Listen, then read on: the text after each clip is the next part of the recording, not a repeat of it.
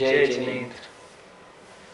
पाठशाला के कार्यक्रम में आजकल 16 कारण भावनाओं का आपको कुछ परिचय प्राप्त कराया जा रहा है।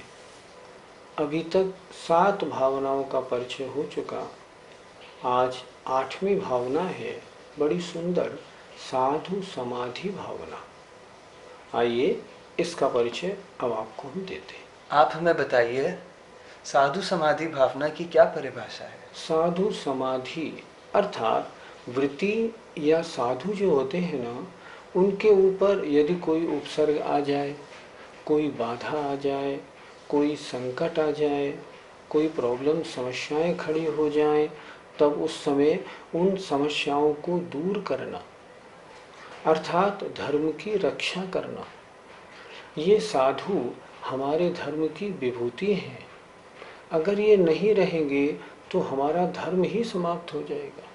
इसलिए परम पूज्य है, इन साधुओं की रक्षा करना हमारा कर्तव्य होता है। मान लो झोपड़ी में आग लग जाए तो हम क्या करते हैं, आग को बुझाते हैं और सामग्री को सुरक्षित रखते हैं।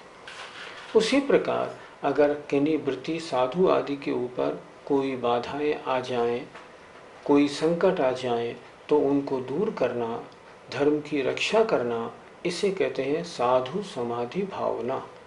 अर्थात जो जीव निरंतर ऐसा सोचते रहते हैं, किसी भी साधु वृत्ति के ऊपर कोई संकट नहीं आना चाहिए, और अगर जरा सी भी खबर लग जाए कि उस जगह फलाने संघ के ऊपर थोड़ी सी भी आपत्ति आने की आशंका है, तुरंत पहुंचते हैं और उसको दूर करते हैं, उसे कहते हैं साधु समाधि भावना। और जिनके निरंतर ऐसी भावना रहती है कि वृत्ति और साधु ये सारी बाधाओं को पार करके अपनी साधना पूरी करते रहें, या संलेखना कर रहे हैं, इनकी संलेखना निर्विघ्न सानंद संपन्न हो, ऐसी निरंतर भावना रखने वाले जो होते हैं, उनके साधु समाधि नाम की भावना होती है। और निरंतर भावना रखना तीर्थंकर जैसी प्रकृति के बंध का कारण हो जाता है। इसका महान फल होता है। आप बताइए, साधु समाधि भावना की उपयोगिता कब बनती है? पहले जब अंग्रेजों का जमाना था, तब बहुत से स्थानों पर तो दिगंबर मुद्रा के निकलने की ही मनाही थी। दिगंबर साधु सड़क पर निकल ही नहीं सकता था। अगर निकलता था तो लोग बड़े उपद्रव करते थे और राज्य की तरफ से भी मनाही थी। उस समय साधु समाधि भावना की बहुत उपयोगिता बनती थी, ताकि उनका विहार पूरा हो जाए। पहले ऐसा होता था कि कहीं भी जैनियों का रथ यात्रा, भगवान की सवारी नहीं निकालने दी जाती थी।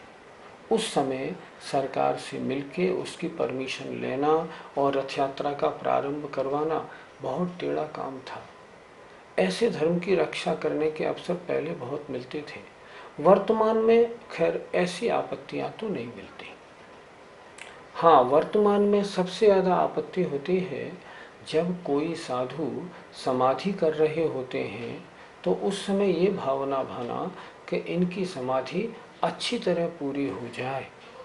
ऐसी भावना भी साधु समाधि भावना के अंतर्गत आती है, और वर्तमान में इसकी बहुत आवश्यकता है।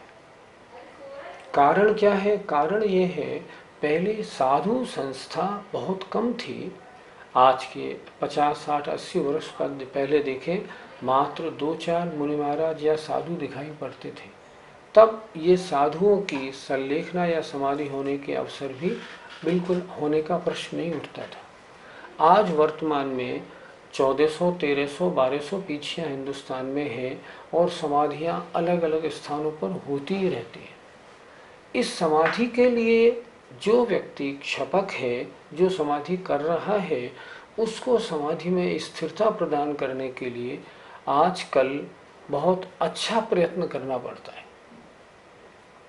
मैं कुछ उदाहरण से समझाऊं। शरीर हमारे कमज़ोर हैं, इसलिए कोई कोई क्षपक ऐसा भी होता है जो संलेखना तो ले ली, लेकिन उसके बाद में ढीला पड़ जाए। एक बार एक मुनिराज ने हमको एक प्रसंग बताया था। आचार्य विद्यासागर जी महाराज के संग में एक मुनि महाराज थे। मुनि महाराज ने सल्लेखना ले ली थी, चारों प्रकार के आहार का त्याग भी कर दिया था, लेकिन मौसम गर्मी का था तो उनको प्यास लगी। अब जब प्यास लगी तो उन्होंने कहा मुझे पानी पीना है, मैं चर्या करूंगा, मैं आहार पे उठूंगा, मैं पानी पीऊंगा।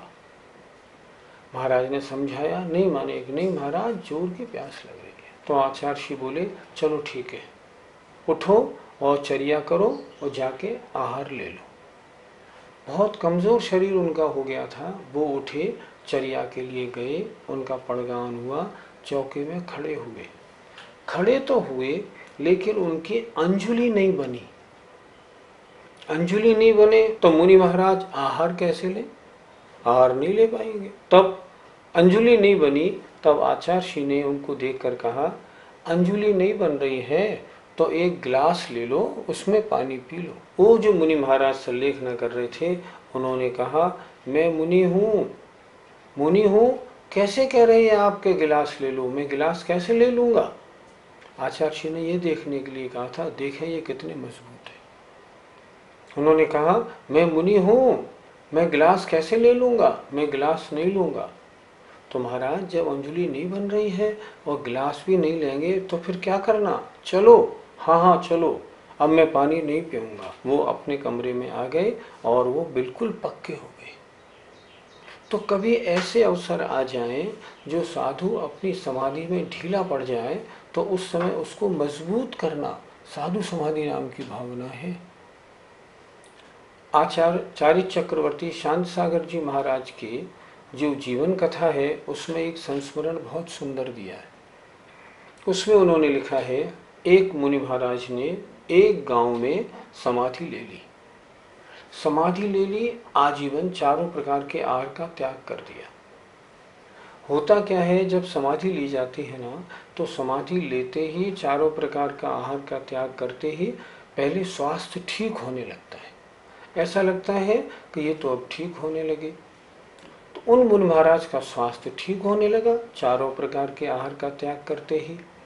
तो यद्यपि उन्होंने चारों प्रकार के आहार का त्याग किया था, फिर भी जब उन्होंने देखा मेरा स्वास्थ्य ठीक हो रहा है, उन्होंने कहा भी मैं तो अब ठीक हो गया, अब तो मैं आहार के लिए उठूंगा। लोगों ने बहुत समझाया, नहीं महाराज ऐसा नहीं करो, आपने तो आजीवन त्याग कर दिया। नहीं नहीं, मैं तो आहार के लिए उठूंगा। वहां से 15, 20, 25 किलोमीटर पे चार्य चक्रवर्ती शांति सागर जी महाराज थे। लोगों ने जाके उनसे कहा, महाराज एक मुनि महाराज ने हमारे यहाँ समाधि ली है और आजीवन त्याग करने के बाद वो कह रहे हैं मुझे चर्या करनी है, मुझे भोजन लेना है, महाराज आप चल के संबोधिए। चार्य चक्रवर्ती आचार्य शांत सागर जी महाराज फौरन चल दिए उस गांव की तरफ। और इतने बड़े आचार्य होने के बाद भी जो एक सामान्य साधु थे, वहां जाके उनको पीछे उठा के उन्होंने नमोस्तु किया। उन्होंने पूछा कौन है ये, उन्होंने कहा ये चार्य चक्रवर्ती आचार्य शांत सागर जी महाराज हैं। मुनि महाराज बोले ये मुझे नमस्कार क्यों कर रहे हैं, मैं तो एक छोटा सा मुनि हूँ। आचार्य श्री बोले आप छपक हैं, छपक आचार्य से भी बड़ा होता है, आप महान हैं, आपने महान साधना धारण की है, इसलिए मैं आपकी वंदना कर रहा हूँ। अच्छा ऐसी बात है कि हाँ ठीक है महाराज, मेरी बड़ी भूल थी, जो मैं आहार लेने की वांछा करता था, अब मैं आहार नहीं लूंगा। ऐसा लिखा है भगवती आराधना आदि ग्रंथों में। ऐसा भी पढ़ने में मिलता है कि सल्लेखनारत साधु अगर मान लो किसी चीज की इच्छा करने लगे, मान लो वो ये कह दे मुझे रसगुल्ला चाहिए, तो जो उसकी सेवा करने वाले, जो उसकी निर्यापका करने वाले हैं, ऐसे सब साधु और निर्यापकाचार्य तब क्या करते हैं, तब ये करते हैं, उन्हें समझाते हैं। मान लो उन्होंने कहा मुझे रसगुल्ला खाना है, मुझे बस एक बार रसगुल्ला खिला दो, फिर मैं आजीवन कुछ भी नहीं लूंगा। मान लो उनकी इच्छा हो गई, तब वो आचार्य क्या करते हैं, श्रावक को बुला के उसके घर से रसगुल्ला मंगवाते हैं। मंगवाने के बाद फिर उन महाराज को समझाते हैं, आपकी साधना सारी नष्ट हो जाएगी। देखो आपने आजीवन चारों प्रकार के आहार का त्याग किया, अंतिम समय है आपका, मालूम नहीं 1 दिन 2 दिन कब आपका शरीर छूट जाए, इसलिए ऐसा मत करिए। नहीं नहीं वो तो ठीक है, बस एक बार मुझे रसगुल्ला खिलवा दो, फिर मैं नहीं लूँगा। मान लो ऐसा हो जाए तो वे मुनि महाराज उनको रसगुल्ला दिखाते हैं, समझाते हैं, फिर भी नहीं माने तो रसगुल्ला खिला देते हैं, और खिलाने के बाद में फिर उनको फिर समझाते हैं, क्या खाया, सारी तपस्या भंग कर ली, किस गति को जाओगे, क्या कर रहे हो, अब भी संभलो, अब भी संभलो, और फिर उनको दोबारा उनकी विधिवत संलेखना करवाते हैं। संलेखना करना आसान काम नहीं, इसलिए साधु समाधि, साधुओं की समाधि के अवसर पर आने वाली जितनी भी आपत्तियां विघ्न आदि हैं उनको दूर कर उन साधु की योग्य समाधि करवाना, ये इस भावना का काम है, बहुत महान काम है। एक बार आचार्य श्री ने अपने प्रवचन में कहा था, कभी सम्मेश शिखर जाओ और मालूम पड़े कि सम्मेश शिखर से 20 किलोमीटर पहले ईसरी में किसी छपक की समाधि हो रही है, तो सम्मेश शिखर मत जाना, छपक के पास रहना, उसकी समाधि देखना। सम्मेश शिखर की वंदना 2 दिन बाद भी हो जाएगी और छपक जीवित रहा या न रहा कोई मालूम नहीं। आचार्यों ने लिखा है, किसी एक छपक की समाधि अगर विधिवत तुम करा दो तो 1 करोड़ नवीन मंदिर बनाने का फल मिलता है। हमें बताइए, मरण कितने प्रकार का होता है? मरण के प्रकार देखें, पहला होता है बाल बाल मरण, मिथ्या दृष्टि जीवों का मरण। मरण के कुल भेद हैं 5। पहला है बाल बाल मरण, मिथ्या दृष्टि जीवों का मरण, जो शरीर के मरण को अपना मरण मानता है। दूसरा होता है बाल मरण, चौथे गुणस्थानवर्ती सम्यक दृष्टि जीव का मरण, जिसको सम्यक्त तो हुआ है पर जिसने व्रत धारण नहीं किया, इसलिए बाल मरण।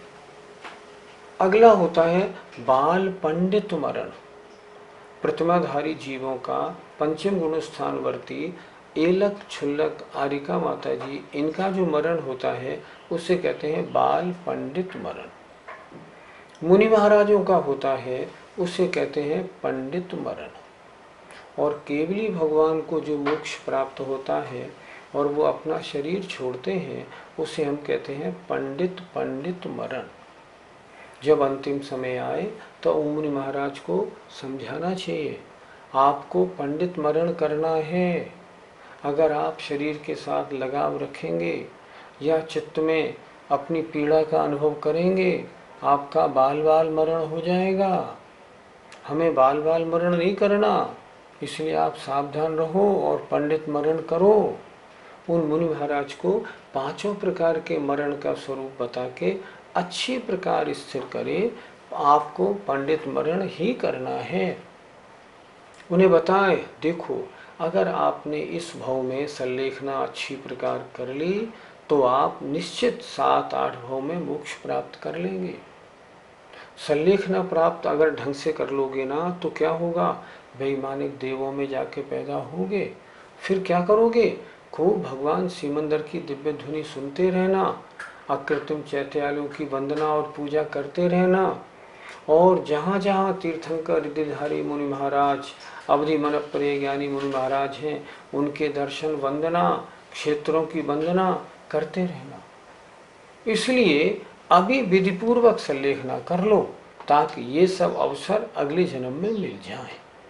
इस तरह उनको हर प्रकार से दृढ़ करना हमारा कर्तव्य हो जाता है। आप हमें बताइए, यदि संलेखना करने वाले व्रती या महाराज को कोई भयंकर बीमारी हो जाए तो क्या करना चाहिए? तब चाहिए उनका उपचार कराएं, शुद्ध रीति से उनका विधिवत उपचार कराएं।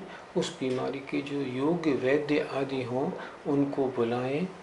प्राकृतिक चिकित्सा अगर हो सकती है तो प्राकृतिक चिकित्सा वालों को बुलाएं और उनका विधिवत इलाज करा के उनके उस रोग को दूर करें। और कदाचित वो रोग इतना भयंकर हो जाए जो ठीक नहीं हो पाए तो फिर उन मुनि महाराज से भी कहें, महाराज अब तो सबकी यही राय है, महाराज आप समाधि धारण करें। उन महाराज को हम बार बार समझाएंगे तो वो अपना मन बना के समाधि धारण कर लेंगे। उन महाराज को उदाहरण दे, देखो महाराज आप देखें ना, एक ही भाव स्तोत्र बताएं, वादिराज महाराज के शरीर में कोढ़ निकल गया था, उनको कितना कष्ट हुआ था। देखो सनत कुमार चक्रवर्ती के कोढ़ निकला, कितना कष्ट हुआ था, लेकिन वो अपनी साधना से कभी च्युत नहीं हुए। महाराज आप भी इस रोग की वजह से अपनी साधना छोड़ना नहीं, ऐसा उनको बार बार समझाना चाहिए। इस भावना के संबंध में हमें और हमारे दर्शकों को क्या शिक्षा लेनी चाहिए? ये शिक्षा लेनी चाहिए, वृत्तियों पर और साधुओं पर कभी भी कोई बाधा आए, कोई कष्ट आए, कोई उपद्रव आ जाए, तन मन धन से जुट जाना चाहिए और उनके उस कष्ट को दूर करना चाहिए। धर्म के ऊपर अगर कोई संकट आ जाए तो उसको भी दूर करना चाहिए और प्रयत्न ये करना चाहिए कि इन महाराज के संकट दूर हो जाएं। अगर कोई महाराज समाधि कर रहे हो तो पूरी वैयावृत्ति, पूरी कोशिश, हमारी पूरी भावना रहनी चाहिए, इन महाराज ने ये महामहोत्सव प्रारंभ किया है, ये सकुशल संपन्न हो। यदि हमारी भावना ऐसी निरंतर बनी रहती है, किसी के ऊपर भी ऐसा आना नहीं चाहिए, आ जाए तो मैं उसको ज़रूर दूर करूँगा ताकि उनके संकट दूर हों, ऐसी भावना बनी रहती है तो ये भावना अंत में तीर्थंकर पद देने वाली, नाम कर्म का बंद कराने वाली बन जाती है। ये भावना बड़ी महान है। हम सभी दर्शकों से कहना चाहेंगे, धर्म के ऊपर कोई संकट आए तो एकता बनाकर उसका सामना करना चाहिए और धर्म पर आए संकट को, धर्मात्मा पर आए संकट को दूर करने के लिए निरंतर भावना बनानी चाहिए ताकि यह भावना हमें तीर्थंकर पद की देने वाली बन जाए। आज साधु समाधि भावना इस प्रकार पूरी होती है। जय जिनेंद्र।